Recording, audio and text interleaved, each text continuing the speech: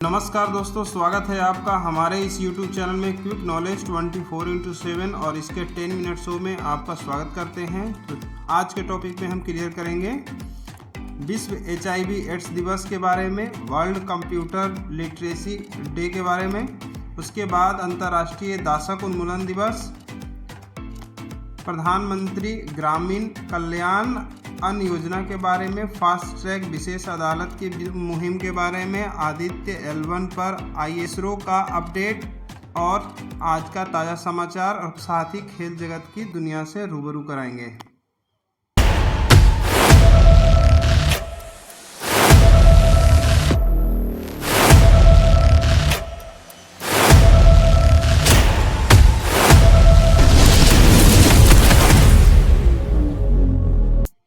विश्व एड्स दिवस 2023, इससे जुड़े प्रश्न है। विश्व एड्स दिवस प्रतिवर्ष 1 दिसंबर को मनाया जाता है। इसकी शुरुआत कब की गई? तो इसका आंसर है सी 1988। इससे जुड़े संबंधित तथ्य की बात कर लेते हैं। 1 दिसंबर 2023 का उद्देश्य था एड्स के प्रति जागरूकता बढ़ाना। यह शुरुआत 1988 से किया गया है और मुख्य विषय है लेट कम्युनिटी लीड।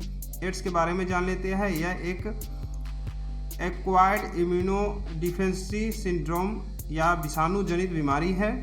वह HIV ये वायरस इसका कारण है।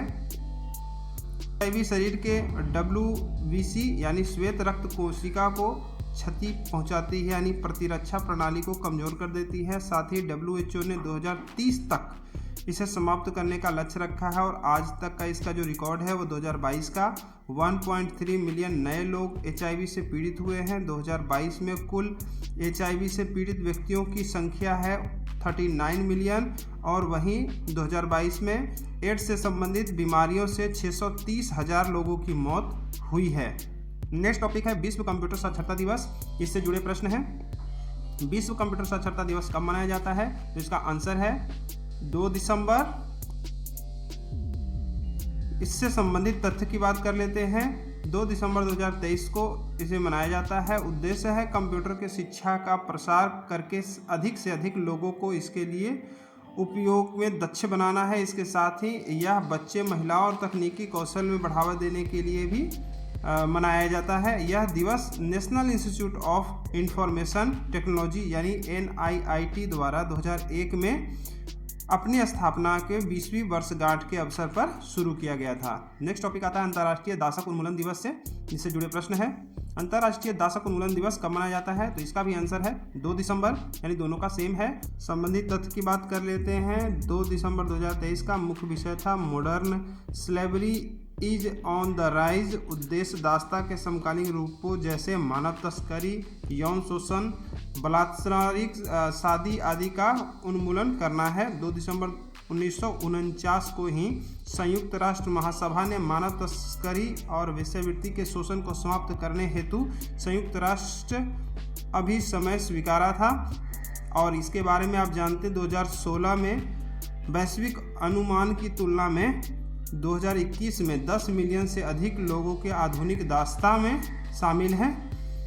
मजदूरी कराने वाले सभी 8 लोगों में से लगभग 1 बच्चे हैं। इसमें आधे से अधिक बच्चे व्यावसायिक यौन शोषण का शिकार हैं। जबरन मजदूरी के अधिकांश मामले लगभग 86% निजी क्षेत्र में पाए जाते हैं।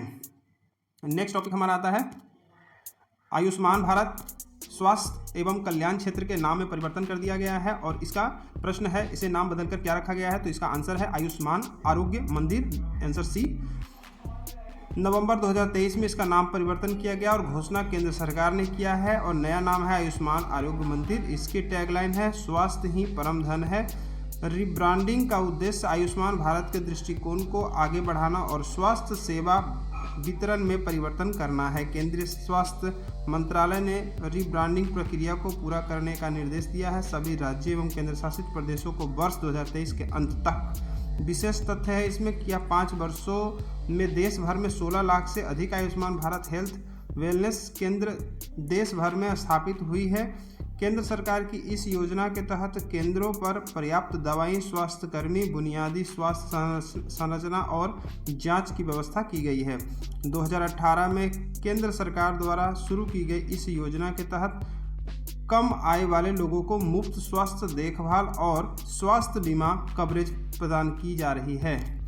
नेक्स्ट आता है हमारा पीएम ग्रामीण कल्याण अन्न योजना के तहत 29 नवंबर 2023 को केंद्रीय मंत्रिमंडल ने 1 जनवरी 2024 से 5 वर्ष की अवधि के लिए प्रधानमंत्री गरीब कल्याण अन्न योजना को बढ़ाने का निर्णय लिया। इस अवधि में इस योजना के तहत सरकार कितनी लाभार्थी को निःशुल्क खाद्यान्न उपलब्ध कराएगी? तो इसका आंसर है बी, 81.35 करोड़।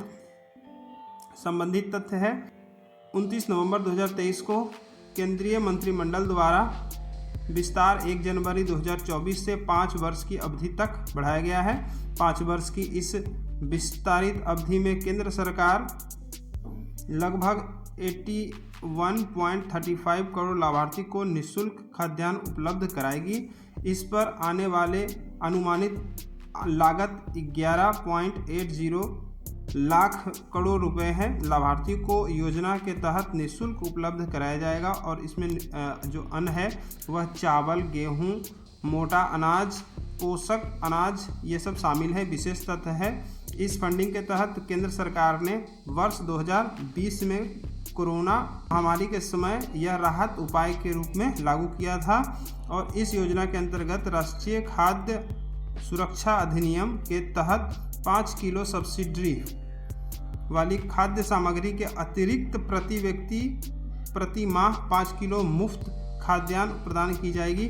कई बार इस योजना की अवधि बढ़ाए जाने के बाद दिसंबर 2022 में इस योजना को NFSA के अधीन लाया गया।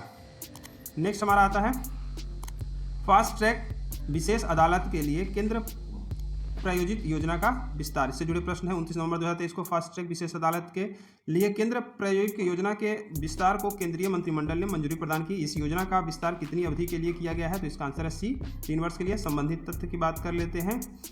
विस्तार हेतु मंजूरी 29 नवंबर 2023 को, विस्तार अवधि 3 वर्ष और वित्तीय परिव्यय इसमें 1952.23 करोड़ किया जाएगा, जिस 1207.24 करोड़ रुपए केंद्र और 744.99 करोड़ रुपए राज्य देगी। केंद्रीय हिस्से का विवरण निर्भया फंड से की जाएगी। यह योजना शुरू की गई थी 2 अक्टूबर 2019 को।